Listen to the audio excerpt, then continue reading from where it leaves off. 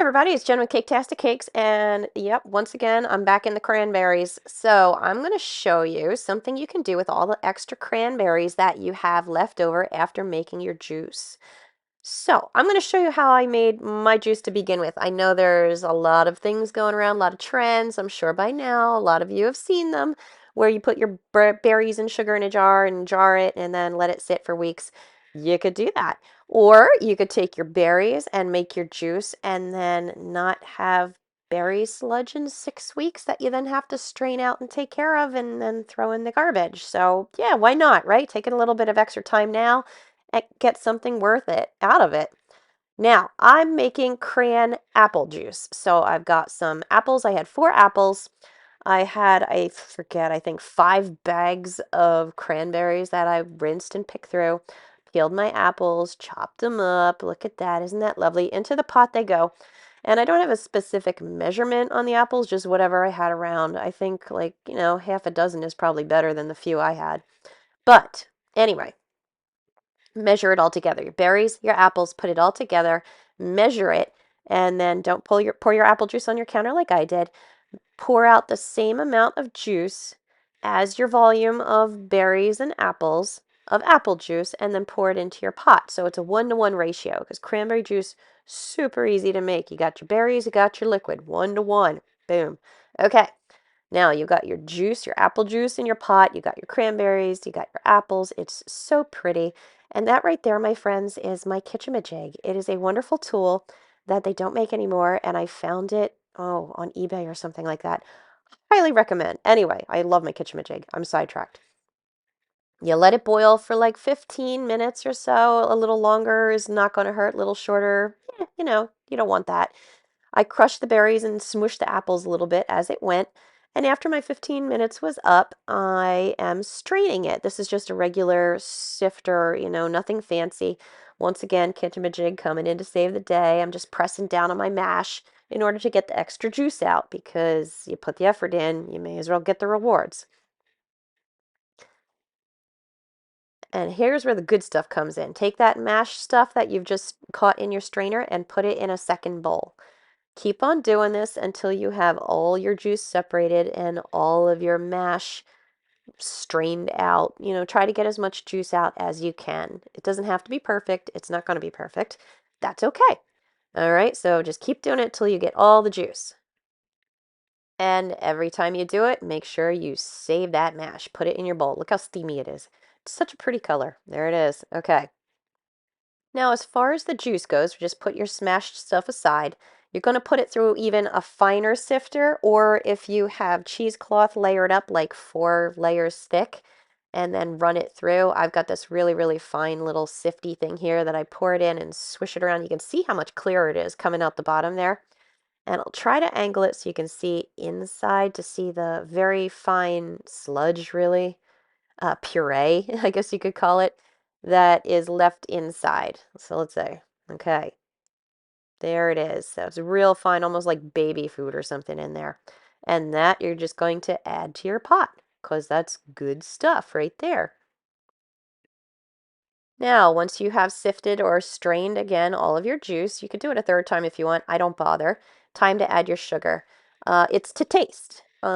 Typically, cranberry juice is pretty bitter or tart, and you're going to want to add a good amount of sugar. I think I went with maybe a cup for all that juice I had there, but like I said, to taste at that point, do whatever you want. Stick it in the fridge, drink it, you can jar it, whatever.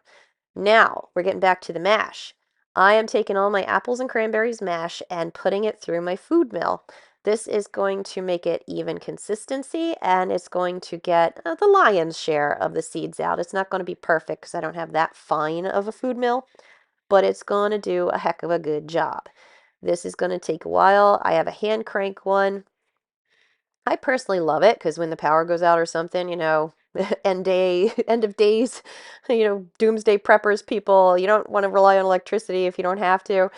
I don't know. I guess I also bought it when I was younger and had more energy.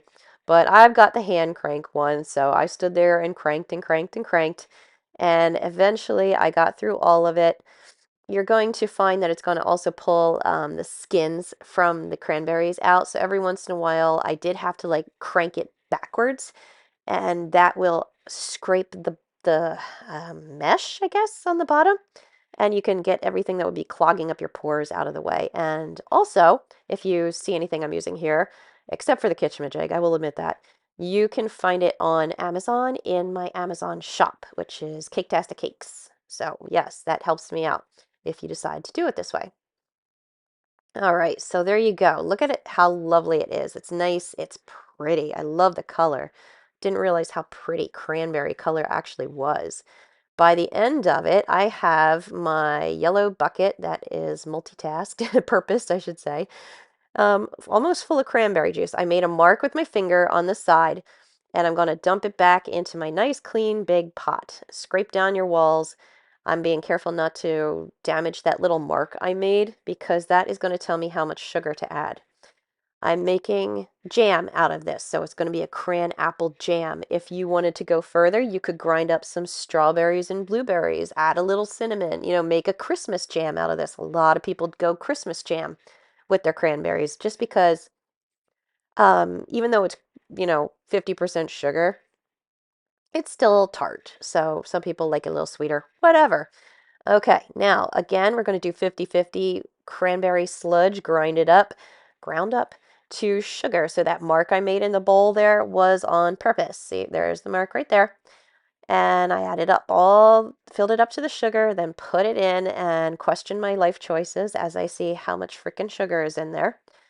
But whatever, I'm figuring I'm going to give this as gifts anyway. So back on the stove it goes. And once you start stirring it, you got the heat on, nice medium heat, it's just swallows the sugar up. It's kind of impressive. It was very pretty and made my house smell so nice too. Well, at least my kitchen. I do have dogs and kids, so part of the house smelled really good for a while there.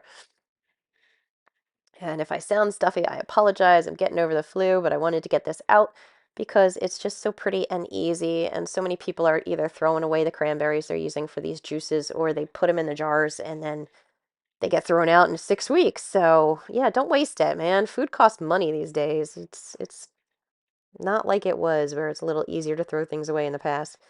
Anywho, okay.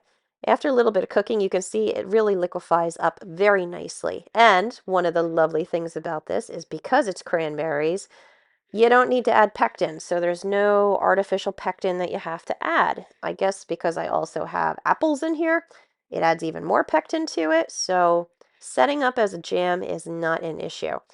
Now I'm going to let this come to a boil just to incorporate everything. At this point, you can go one of two ways. You can put it in your jars, stick it in your fridge, freeze it if you want to, store it that way. I'm going to water bath it. So I've got my jelly that's all liquidy and boiled and kind of looked like it was bubbling tumors or something like from a horror movie. But once it has boiled for, I gave it like, what, 5-10 minutes, so it was really, really hot. Check your temperatures. I took my hot jars and I ladled it in. Actually, I measuring cupped it in. I am using 1 cup jars. I'm not doing pints just because it was a preference on my part. Again, because I'm going to make these into gifts. I'm not giving away large volumes of my jelly to people. And you have your hot cup or glass, excuse me, you fill it, leave a 1/4 inch headspace, wipe the rim nice and clean, make sure it's not sticky, hot ring and a hot lid on tight, hand tighten, put it in your water bath, and then bring it to a boil and let it boil for 10 minutes. After 10 minutes, I turn the heat off, I let it settle down a little bit, and then I take the jars out. This is just how I do it, okay? And how I did it made a beautiful, beautiful jam that otherwise those berries would have been in the trash. So, I hope you found this video helpful. It's easy to do, it's kind of fun to do, and I highly recommend you try it. And if you don't like it, give it away. Merry Christmas, right? So thank you for watching. Again, I hope you found this video helpful. Please like and subscribe because it helps me out as well. I've got a ton of other videos out there. Some are cake related, some are not. And as always, thanks for watching Caketastic Cakes.